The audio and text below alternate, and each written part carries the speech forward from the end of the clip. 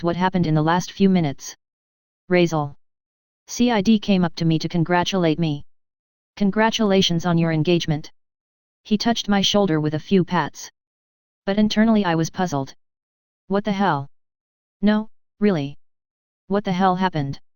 But more importantly, I'm going to get engaged to Eli as soon as possible. I must be happy, I wish for a harem and riches. Being a future duke is good, and my little brother will take care of the future of my house without territory. That's good, but my legs are shaking. I'm only 16 years old. Something like engagement never crossed my mind. No, it did, but not like this. Amy, help me. I'm getting engaged and I'm afraid of marriage. Epilogue, Volume 2. The Adventurers Guild in the capital was very noisy as usual. The only difference was that this time they were annoyed. Out of jealousy. They heard that a monster of colossal size almost attacked the capital, but was stopped by several brave nobles who sacrificed their lives to stop him. Among them were 2 young men who gave him the coup de grace. Sitting in a chair, a man ate breakfast. The guild also served breakfast. This was not uncommon. Dad, have today's paper. His daughter, who was also an adventurer like him, brought him the paper. After taking it, he thanked her. His mouth was full and food debris dripped down to the girl's covered cleavage. As she wiped off the leftover food, she sat down. Her father was flipping through the pages of the paper looking for something interesting until... Bush! He spat his coffee to the side. There was no one around, so it was no problem. That's what you get for not chewing properly and just swallowing it. No. Look. The man showed her a certain news item. It was the article about unnecessary things for nobles, the front page, moreover. His finger pointed to the whole headline. Let's see. Today a celebration will be held for our beloved dukes. The daughter of the newly restored Rosenberg household will be betrothed to the future duke. I remember hearing about that, but so what? That has nothing to do with low-ranking nobles like us. No. Look here. His finger pointed to a small part of the advertisement. It looked like they did it on purpose. That girl's fiancé, I know him. He's the guy I sometimes went on missions with after the spider. Oh, that's nice. So? You say? He would get up from his seat to approach his daughter. She recoiled as she didn't want him to approach her. That boy is the one who, along with the newly renamed third prince, defeated that legged calamity. His daughter still didn't really care about that. Next time I see him, I'll ask him for all the details. At the same time, but in another place in the empire, a man was drinking tea of the highest quality in a tea house in his huge garden. Do you wish for more tea, father? Thank you. He was with his daughter, who was pouring him tea while shivering. The man was reading the newspaper without interest until a news item caught his attention. Is something wrong? Asked his daughter, interested in the expression her father made. Not really, it's just that I'm amazed. Apparently, His Highness Regulus was removed as the third prince in the line of succession and replaced by the fourth prince. Father, which faction did you belong to? That of Crown Prince Sirius. But that's not the weirdest thing. Isn't it? Yes. It says here that the house of Duke Rosenberg had been in trouble for large sums of money. But, a young man who was one of the saviors of the capital a few days ago, is to be rewarded by being betrothed today to the Duke's daughter. This is undoubtedly very important news. It is possible, that a new beginning for a ducal house has arrived. It is a beautiful Saturday morning. Get this over there. Or so it was supposed to be. The red flowers go on the bride's side and the white flowers go on the groom's side. They did things backward and now they have to be switched back.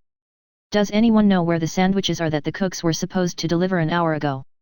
Some guests are already arriving. Shall we let them in or ask them to wait at the reception until the meantime? That's right, today is monumentally crazy.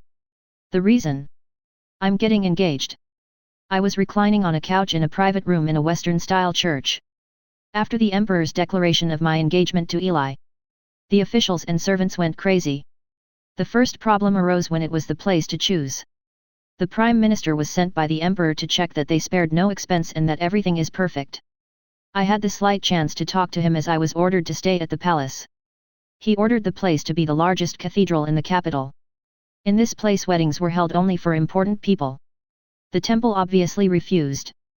But knowing that it was ordered by the Emperor, they reluctantly agreed. The second problem was the guest list. Rosenberg's household had no relatives or friends. My family has no other relatives or anyone who would be interested in coming. Speaking of my family, I went to see them with CID to tell them the news. My mother and little sister were happy. Not for me, but for Eli. They heard what she went through and then how her house ended up. They said it was similar to a TV drama. Instead, my father just said, "It was your decision, so don't regret it. I don't know whether to take it as a kind of saying well done or something. The thing is, they looked cheerful more for her than for me. They even said that being a future duke, they would have nothing to do with Rosenberg household. We would only be related because we were family, but nothing more. The final problem is what happens today. The arrangements for the ceremony are wrong. Some things are broken, the flower arrangements have not arrived or are the wrong ones, and the banquet food is not yet ready. Feel sorry for the officials and servants who must work hard for me despite not being acquaintances or allies. There is indeed a great commotion outside. There are still a few hours to go, but they have almost nothing ready. The one who made that honest comment was Cid. We were both dressed smartly. Except he wore a black suit and I was wearing a white one with a white rose near my heart. Unlike me, Cid looks great. It's because he's a handsome guy, an extra target of the game. Unlike me, he's not ugly. I may be ugly, but I will compromise with beauty. I'm a winner. A scared winner. He seemed to be relaxed, but he was actually trembling with fear. Compromise. The word I never thought would happen in my old life or my new life. It said things like commit, but it was just talking. I never imagined something like that would happen. That they would say to you, "Hey, you're getting engaged today, right? You must be happy, right?" And I would answer them, "Sure, nothing would make me happier than what will happen today." Bullshit.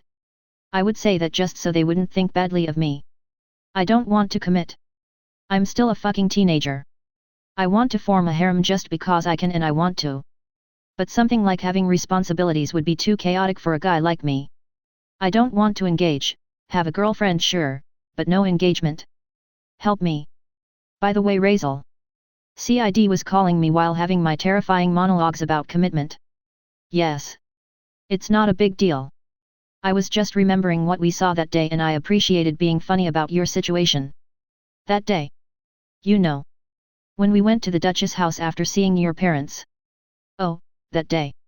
How could I not forget? That day was the craziest day of the whole week. After leaving my family with the invitation to my engagement, I headed to the old Rosenberg mansion. Since they regained their land and prestige again, the Duchess and her daughter were happy. My things were there, so I had to collect them as I was still sleeping in the palace. I told the chief butler not to let me know that I had arrived. The reason I said this was that I did not want to see the bride-to-be before the promised day. It was a lie. I did not want to be thanked as it would make me blush and feel very embarrassed. This cruel murderer of malefactors is also human. Cid and I walked stealthily until we reached the exit. We had to pass through the large room that leads to the only front door. At that, I found something strange. Lily was talking to the Duchess and Eli. I told Cid that I wanted to hear their conversation. What did you wish to call me Duchess? Eli's mother was staring at her. Her daughter was also with a very steady gaze. According to them, they were supposed to have become friends after Xerxes' attack. At the same time, they both found out that one was my girlfriend, and the other was my future wife. I never planned for the latter to actually come true. Lily-san, I heard from my daughter everything that happened that day.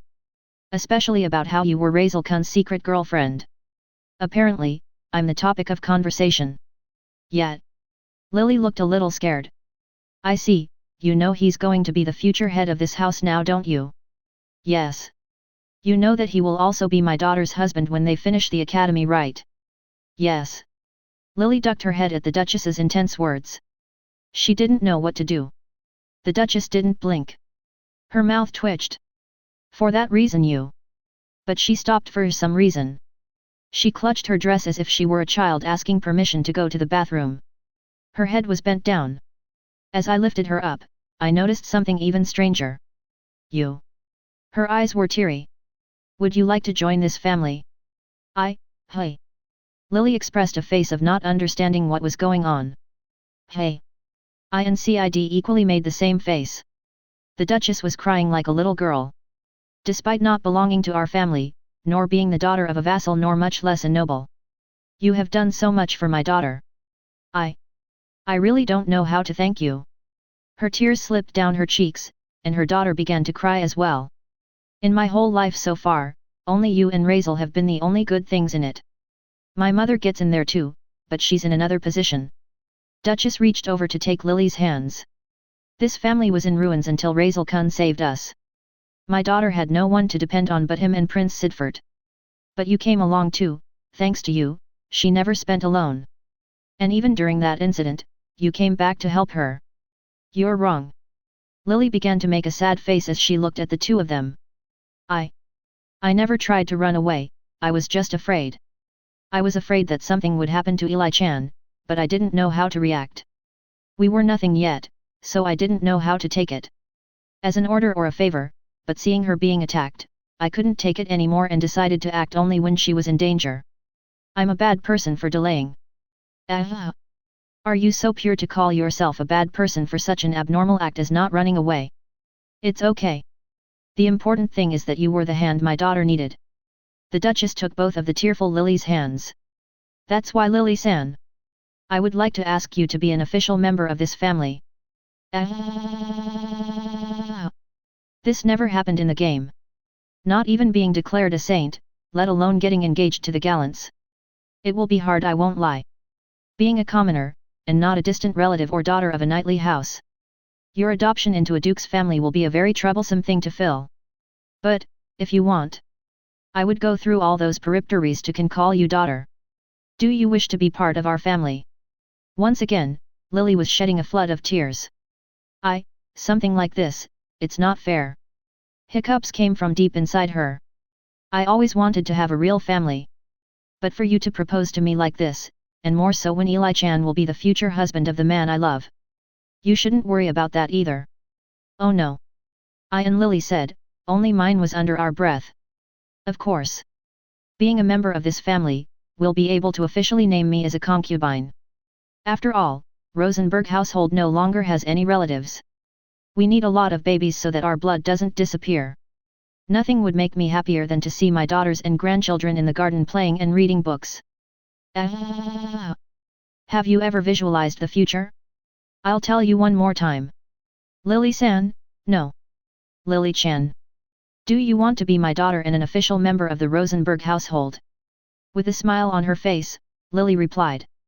Of course ma'am, it would be my pleasure to be your daughter, mother. My little girl. The Duchess hugged Lily in a very loving and tender way. But her huge breasts buried her whole head. It's a bit of an enviable situation. Once those meat bags left her, she and Eli looked at each other. They got close to the point where their noses were touching. Then they intertwined their hands in a childish manner as they stood in the air. Eli-chan, with this, we'll be sisters. Nothing makes me happier than my best friend, my sister. Besides, we'll both have the same husband, so we don't have to worry about status things or courtship. We will be happy together with Razel. I'll make sure you have your ceremony too. My lovely sister. Yes. My Oni-sama. The two embraced. It was a touching moment. Even their large breasts were touching to the point of squeezing each other. But there was a problem. What the heck just happened? This wasn't in the game. The villainess and the protagonist as best friends and now sisters? What kind of crazy person would come up with such a bizarre idea like this? No. You know what? Screw the game. I have more dangerous things to worry about than the beginning of a sisterly love. It was weird for sure. But I'm happy. It proves that Rosenberg household ended up winning in the end, unlike those 5. Yeah, wait, what became of those idiots? Well. Just as Cid was about to answer me, someone knocked on the door. It was a maid, apparently. More guests were already arriving and they were being moved to the main event location. Cid said goodbye and went out. Hey, don't leave me in suspense, what happened to those other 4 after the duel? Once the families of the capture targets found out what happened in the game, they showed nothing but joy. That was the reaction of some NPCs. But in reality, they were very, very angry with all of them. Regulus was the one who ended up worse off than anyone else. He lost his position as the 3rd in line. His faction was destroyed in a snap. He no longer had any power or influence despite being the future White Knight. His life from now on would be uncertain. With Lambert, it was not so different. His father, Margrave Atli, punished him severely. Not for what he did, but for losing despite declaring that he would win and that he would not allow the prince to fight. The disappointment and anger on his father's face were something Lambert never saw. Even his aunt was upset with him. What they did to that girl is unforgivable. As a woman, I would be really hurt and would seek to have that bastard's family punished. You should be thankful that your fiancé's family is very understanding and asked us to make you reflect. Something similar happened with Belange and Oscar. Their parents yelled at them for losing. For losing to a nobody. Their mothers and other female relatives looked at them with disgusted looks on their faces. Oscar's grandfather even said to him, "Using magic for something as horrible as that, you are a disappointment to the Plevin family name." Both of their engagements were called off by their fiancés' families. They didn't want a horrible man anywhere near their daughters. Belange was beaten by his father and brothers even. As for Jake, he didn't want to go home. But knights from the palace dragged him home. There, inside a huge room that was the study of a certain person. Two figures were looking at him very annoyed. The one on the right, who was a woman, gave him a very disappointing look. "I don't understand why my Jake Chan did that. You are a good boy. Your mom taught you to respect women, but what you did make your fiancé's family, with whom we had good connections and several years of trust, we had to break it off because of the shame you brought upon us." "No, listen, mother, Dorothea. Don't meddle." When Jake heard the seated man's voice, his skin went pale and his hair stood up as if electrified. He was sitting in a Dogza's position, ready to do it at any moment. The elegant man stood up. His red hair seemed to take the shape of horns. His blue eyes were so bright that they looked like those of a wild cat about to attack. As the man approached at a slow pace toward his son, Jake broke out in a cold sweat. He cried out from the bottom of his heart, "Father, listen to me first." "Yes? I did it because I thought it would be best for our house." "You thought?" His father, Duke Fitzclarence, a terrible man who rejected the leading lady as unworthy of a future duke's wife, stopped to question his son. "Yes. I did it believing that, with this, we would stop having a bad image and relationship with the palace. I understand that my actions against a girl and moreover a fellow duke are acts that deserve punishment. But I did it believing that the prince would be someone important because of his charisma." Her father's mouth paused momentarily, but after a while. "You, how much of an asshole are you? Don't I remember marrying a prostitute so that my heir would be a first-rate asshole?" "Dear." Jake Chan said he did it for the house.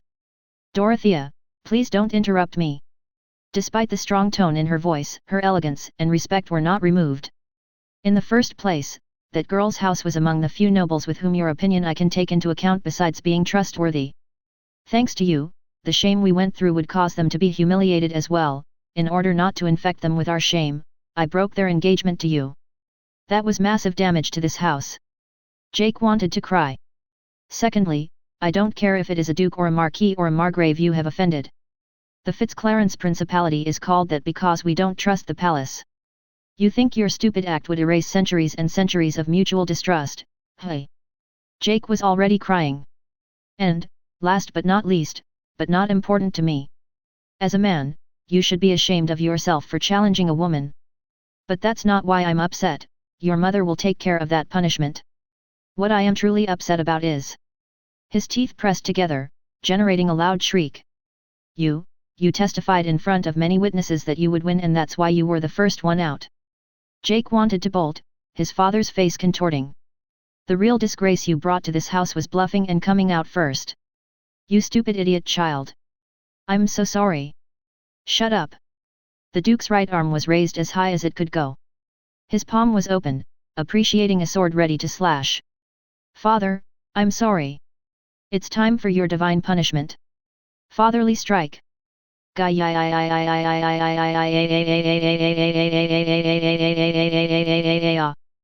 the princely castle, voices of distress could be heard as various rumblings accompanied it. The moment of truth had arrived. The guests were in their seats. On the left side were my family and Cid. On the right were the Duchess and Lily as well as some servants. Officials sent by the Prime Minister were seated on both sides. I am terrified. Something like this is not something I am used to, as it never crossed my mind. "The bride has arrived. Stand up." An official shouted and everyone present stood up.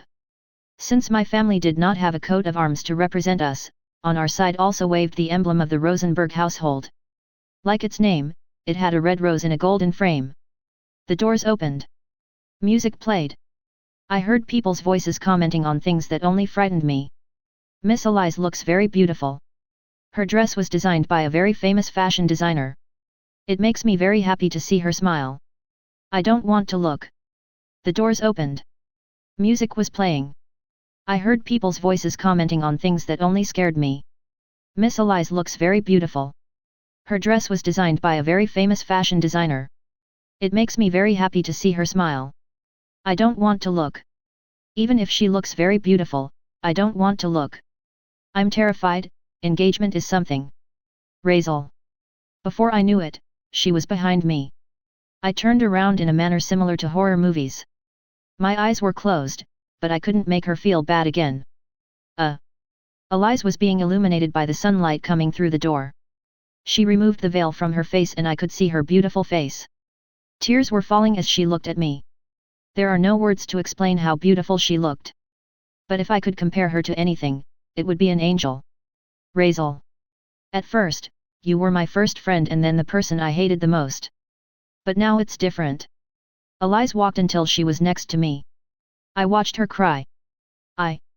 I thought I would be in this place with Prince Regulus. But I'm so glad that the person I'll be with in the future is you. I didn't respond as my heart was beating like a locomotive. The pastor began to talk the typical crap you would expect in a church. I accept. Elise said. I didn't hear what the pastor said, but now he was looking at me. I responded in kind without even knowing what he said. I accept. With that, the engagement is complete. You may kiss your fiancé to close the engagement. We both turned in the direction where we were staring at each other. I didn't know what to say, but Elise seemed to understand my heart. It's okay. I'm scared too, but it doesn't matter. I'll be by your side forever. Even if I'm a little clumsy, I'll support you in everything you do. My heart felt a little calmer hearing that. I'll be a pain in the ass. Rest assured. I know. I was several years thinking about hitting you when I see you. But now it's something else I want to give you. Elise was leaning her body and her red lips in position for a kiss. Her still closed eyes were letting tears fall. Razel, I'm ready to be your woman. With a big kiss, we closed this day. The day was fun, I won't lie. Once the ceremony was concluded, there was a banquet and then a dance. I didn't know how to dance, so I refrained from making a fool of myself. My parents danced. It blew me away how well my dad moved with that big body of his. After the party was over, we went back home. My parents went back to their house and Cid to the palace.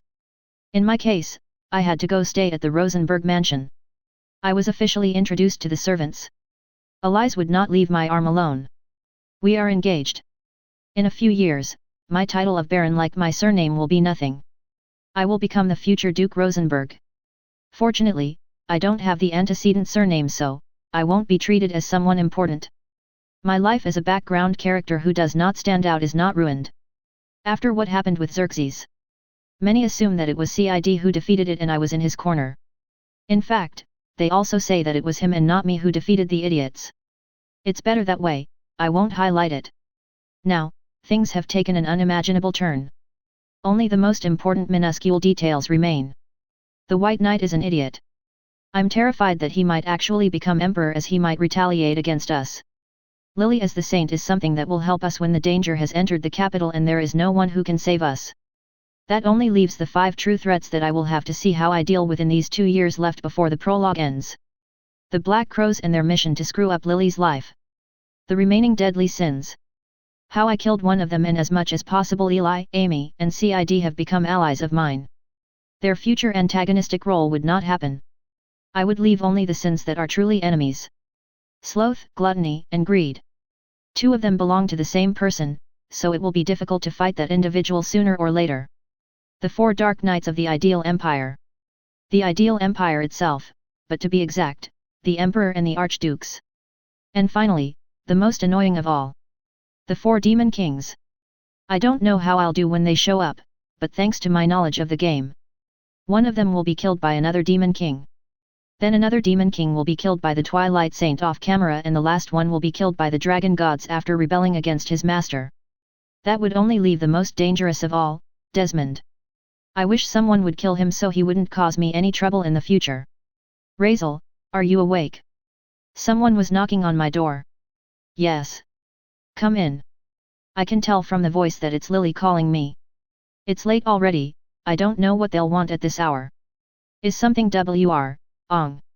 I gaped at what my eyes were seeing. Eli and Lily were standing in the doorway in very erotic attire. The only clothing they had on was just a thin cloth that covered their breasts and came down to their hips. Black floss underwear was visible along with their beautiful thighs. They smelled great, and their hair was damp and unbound. With her hands behind her back, they walked a few steps. Lily closed the door as Eli said to me. I know it's just our first night as a couple. But, I wanted it to be special. Lily walked over to Eli. We wanted to wait until after the wedding to have that special night, but... She was holding her hand as... Their faces were red and their eyes were very moist. We realized that thinking about you. We were getting really weird. They were getting closer. My heart is beating so fast. I want to be one with you. Lily said as she climbed onto the bed and crawled like a cat. Me too. I love you, and I don't want to wait until 2 years from now to satiate this desire. Besides, I don't want another woman to take away your first time. Eli was getting closer too. Her braless breasts hung like udders because of how big they were. Hey, what are you talking about? Let me tell you, another woman already did. For that. Let's have a lot of fun with the three of us together before we enter class. What do you say? Darling. The girls were pressing their big breasts against my face in a very playful way. If someone had the chance to have the protagonist and villainess as girlfriends, would I let them go? In my case, with the demon, I wouldn't. I decided to leave for another the fate of the world while my mind and body enjoyed 2 beautiful flowers for me. Now, which of my girlfriends should I start with? It was late afternoon in a room lit only by sunlight. An almost damaged cooler was the only thing cooling that place. 2 men were sitting conversing in armchairs facing each other. The one in front poured himself a glass of cheap whiskey from a scratched glass cup. Would you like some? No thanks, I don't drink yet. Ha ha ha, how conservative you are. No, I just respect the age requirement for drinking strong drinks. The boy who turned him down had blue hair with a bit of brown in it, and his eyes were hazel green. He looked like a delinquent on his face, but he was a quiet boy. He was Siegburn, one of the extra capture targets. So, what would you like to know today? A man in a wrinkled white shirt asked his guest in a normal manner. His hair was pale grey and his eyes dark red, he had a small scar near his chin. Same as last time. I want to join.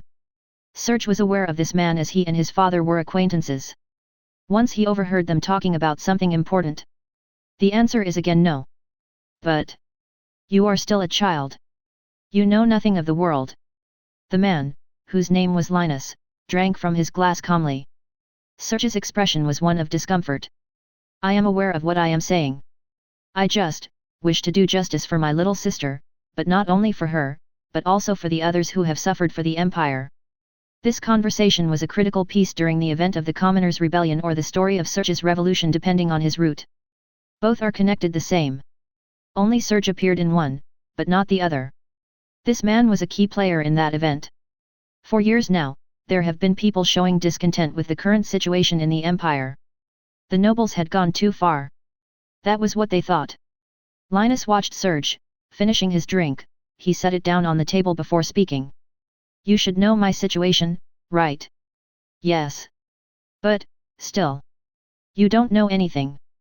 Once upon a time, there was an idiot who was the newly appointed head of an important house that was a supporter of the imperial family. Ark's household was known to all as one of the few families that can rival that of a duke without having that much power. One day, that idiot man was present at a crime. The ministers and officials didn't do anything.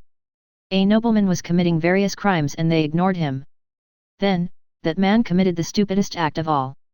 Serge swallowed saliva. He decided to tell the emperor. The emperor looked at him with a face that implied he didn't care. The ministers heard about it. They decided to ruin that house for meddling.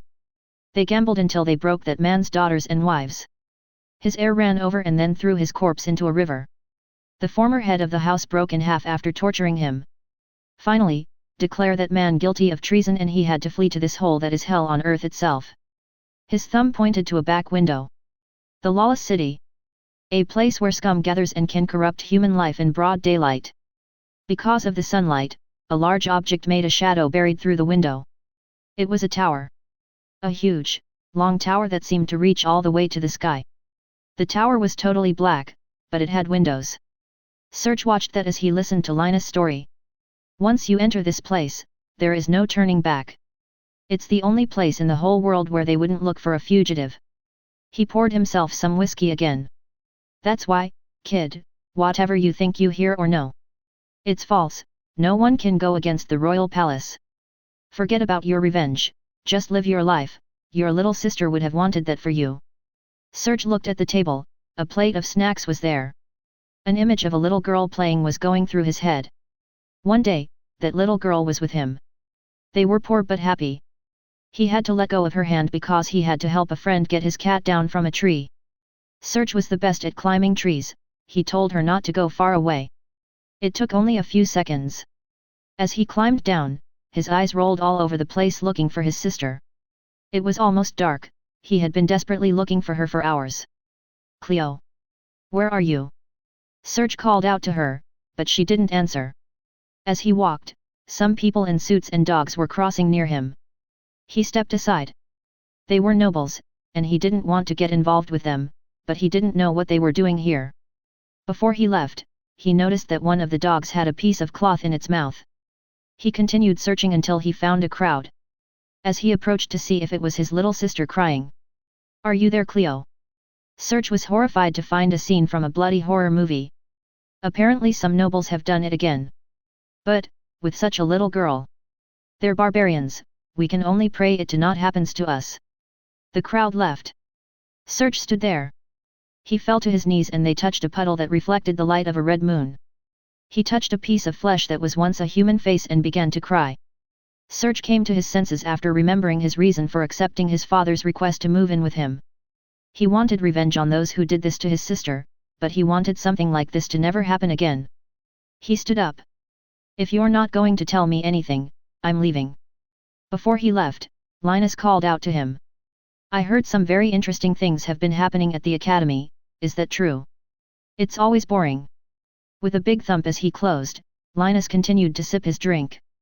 The darkness of the imperial palace is so big it can swallow you up. One day, the darkness will be erased, but much blood will be shed for that.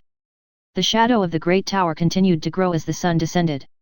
Arriving in the capital, Serge entered a bar. It was a very elegant one, complete with a piano.